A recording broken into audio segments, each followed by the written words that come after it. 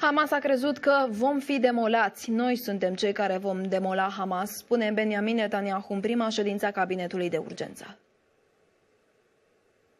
ראיתי את הלוחמים הנפלאים שלנו שנמצאים עכשיו בקו החזית.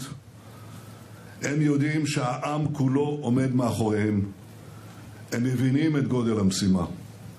הם יכולים לפעול בכל רגע כדי למגר את מפלצות הדמים שקמו עלינו לכלותנו.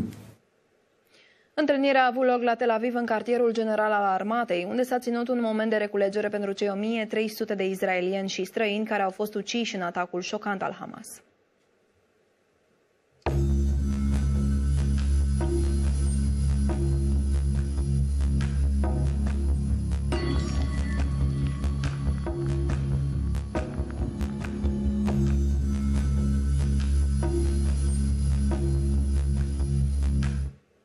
În timp ce Israelul se pregătește să lanseze o ofensivă terestră împotriva militanților Hamas din Fâșia Gaza, ministrul apărării Galant spune că urmează un război puternic și mortal.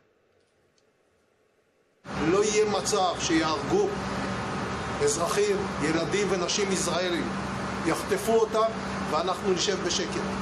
אנחנו נגיע לכל תשתיות הטרור, אנחנו נגיע לכל המנהרות, אנחנו נגיע לכל פעילי החמאס, ועד שלא נחסל אותם, לא נשלים את המשימה.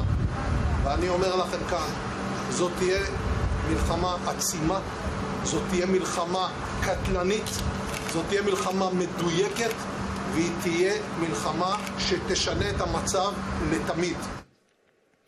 Între timp, noaptea trecută, un tir de rachete a fost lansat din Fâșia Gaza, declanșând sistemul de apărare Iron Dome al Israelului. De cealaltă parte, IDF spune că șeful forțelor aeriene ale Hamas a fost ucis.